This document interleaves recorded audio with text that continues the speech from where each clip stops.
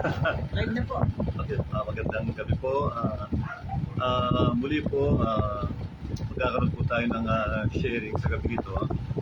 Yung series po natin muna nakaraan, itutuloy po natin ngayon na mas malinaw.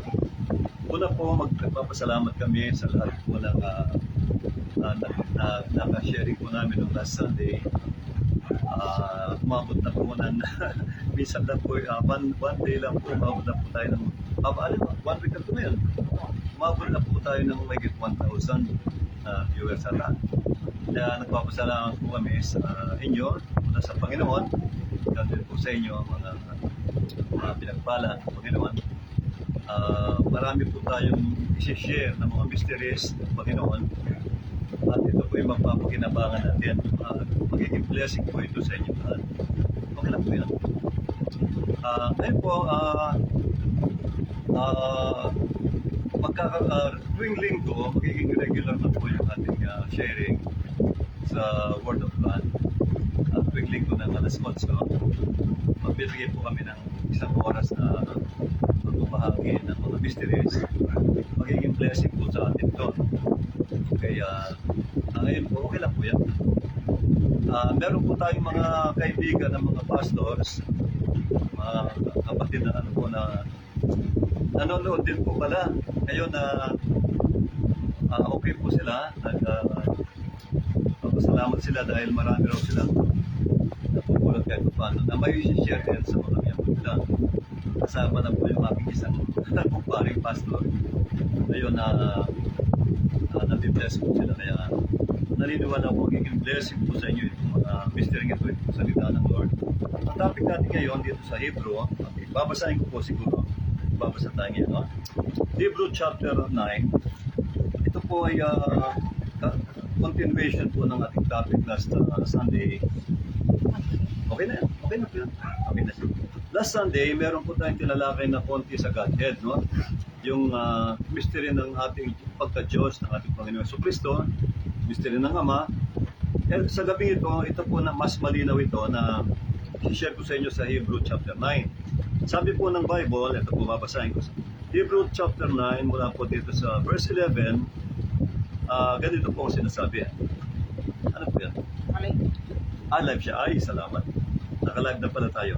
Sabi po ng Hebrew chapter 9, verse 11, mula beginning verse 11, maganda po kung may mga ballpen kayo at pwede nyo pong isulat yung mga verses, tapos pag-aralan, magagamit nyo po ito sa pagtuturo rin sa mga tupan nyo o sa mga pangangaral natin, magiging blessing din sa atin. Sabi rito ni Paul, but sabi rito, okay na po siya. Ganyan na lang siguro, kahit tayo na lang. Sensya na po rito sa ginagawa pa po yung aming studio, munting studio. Ngayon sharing lang kami nila Star Feller rito, saka si Brother Val, para masimulan na po itong ating pag-share.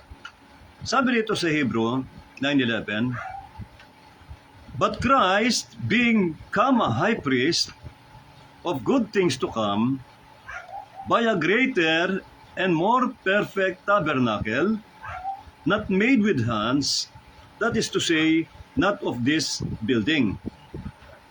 Namatay? May nanonood. Amen, okay. Salamat po.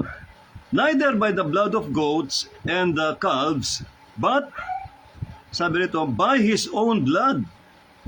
Si Kristo raw po, sabi rito, ang Panginoong Jesucristo pala, ay dumating sa atin para maging high priest natin. Malinaw po ito. Jesus, sabi rito, for Christ, sabi rito, being come a high priest.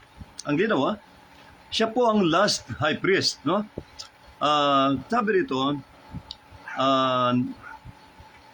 neither by the blood of goats and calves, sabi rito, hindi raw dugo ng hayop ang dala niyang dugo, no? Para ipangtubos sa kasalanan natin, i-offer para sa kasalanan, but by His own blood. Kundi ng kanyang sariling dugo, hinandog niya, sabi rito, He entered in once into the holy place, having obtained eternal redemption for us. Kaya ang ginawa ng Diyos, siyang nagbigay sa atin ng walang hanggang katubusan o yung tinatawag na eternal salvation. Kaya nga ang kaligtasan hindi 1,000 years lang yan, kundi forever yan. Sabi dito, eternal. Tuloy ko po. For if the blood of bulls and of goats, sabi rito, ay nagamit ng Diyos noong Old Testament para i-purify ang isang tao.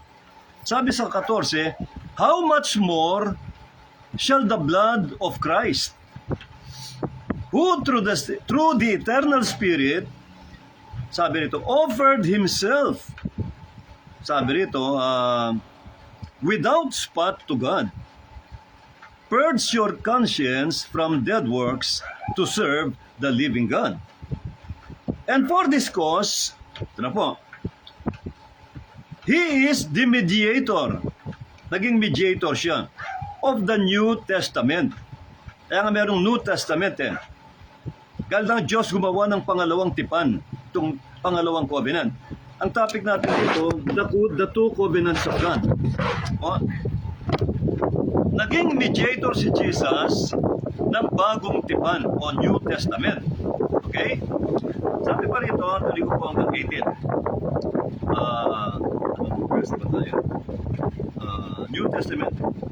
That by means of death or the redemption of the transgressions that were under the First Testament, they which are called might receive the promise of eternal inheritance.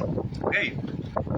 Gumawa po ang Diyos ng pangalawang tipan, itong tinatawag na New Testament. Kaya itong ating topic, dalawang covenant ng Lord. The two covenants of God. Ang una, ang Old Testament. Pangalawa, gumawa raw ang Diyos ng panibago. Dahil yung una pong testament, hindi po ito naging epektibo sa Israel. Sabi ng Bible, walang nakatupad kahit isa.